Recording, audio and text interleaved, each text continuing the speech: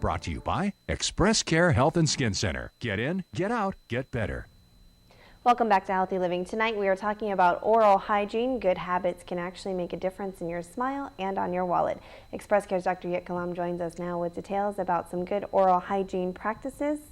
Welcome, Doc. Thank you. So what's the importance, I mean, I think this is pretty obvious for most people, but what's the importance of having good oral hygiene? Well, you know, the part that's obvious is you want a clean mouth with good, nice breath and good looking teeth and all of that. But the part that's not so obvious is how your oral health impacts the rest of your body. And that's the one that we can talk about a little bit today, where dental problems and gum problems actually affect your systemic health, not just in terms of gum disease and mouth disease and sinus problems, but in terms of pneumonia, diabetes, heart disease and stroke, and even premature birth and low birth weight babies.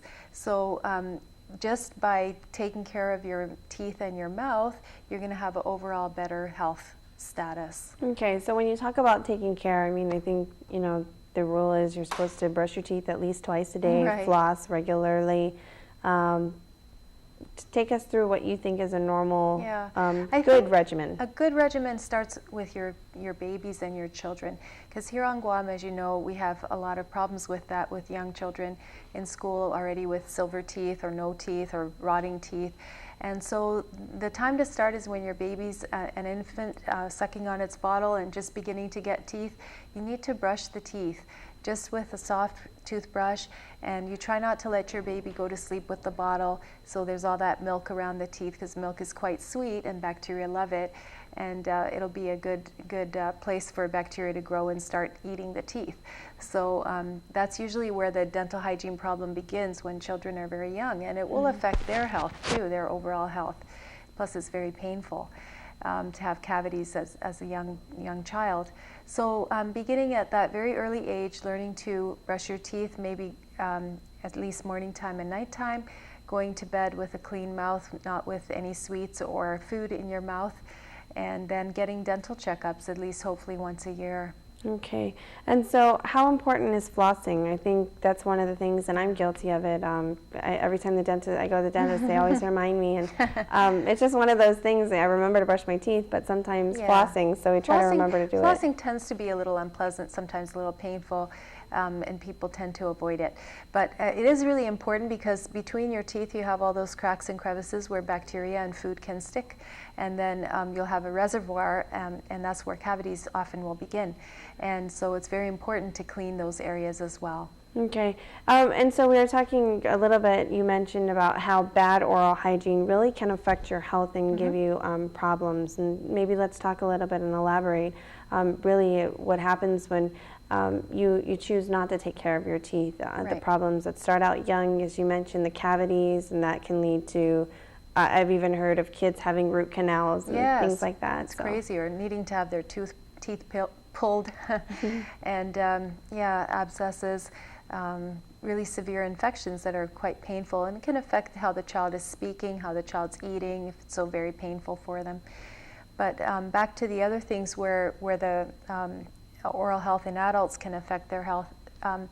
You know, one of the most common or one additional risk factor for heart disease and stroke is bad dentition, meaning your teeth are in bad shape, your gums are infected, because that's a reservoir of bacteria. The bacteria produce toxins that affect your whole body, because your blood circulates through your gums also and picks up those germs and those toxins, and certain immune system changes occur, and basically you're more prone to have a heart attack and a stroke if you have bad dentition, and the risk ratio is about 1.5 times if you had a clean mouth versus a dirty mouth.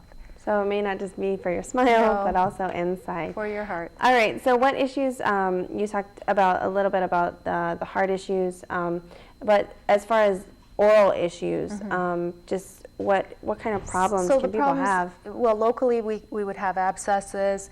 Gingivitis means infection or inflammation of the gums, where there would be bleeding and sore and swollen.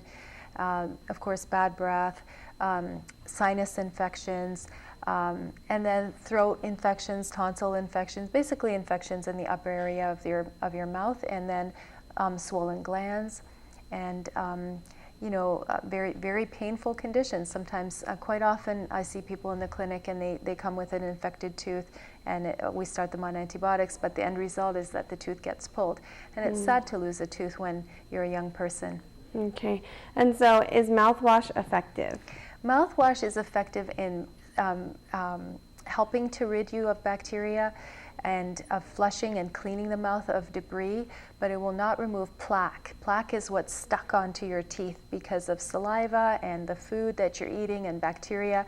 This is like a film that's stuck onto your teeth, and the only way to remove it is physically brush it off, or you can jet it off if you get a water pick type of device, which is sort of like a little mini it's not a toothbrush, it's just basically like a jet of water that you can aim at your teeth. Kind of like what they use in the dentist's office. Yes, yeah. Okay, so any other tips that you have for people just really about taking care of your mouth? Taking care, yeah, especially pregnant women.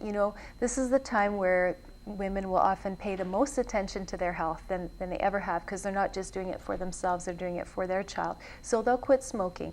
One other thing you can do is start brushing your teeth and cleaning your mouth and getting a dental visit when you're pregnant, so that you will have a very healthy mouth, so that you will have a healthy child and proper birth weight, not an underweight child. And then also, as you've developed that good habit of taking care of your own teeth and mouth, you will pass that on to your baby and your child. So you won't put your baby to bed with a milk bottle, you'll brush your baby's teeth, you'll rinse the mouth, and you'll take your baby to the dentist, and that'll be so great for your child's health overall, way down the road. It's a good way to start a habit early. Yeah. For sure. All right, well, we've got to take a quick break, but we will continue our discussion on right after this break. Stay with us.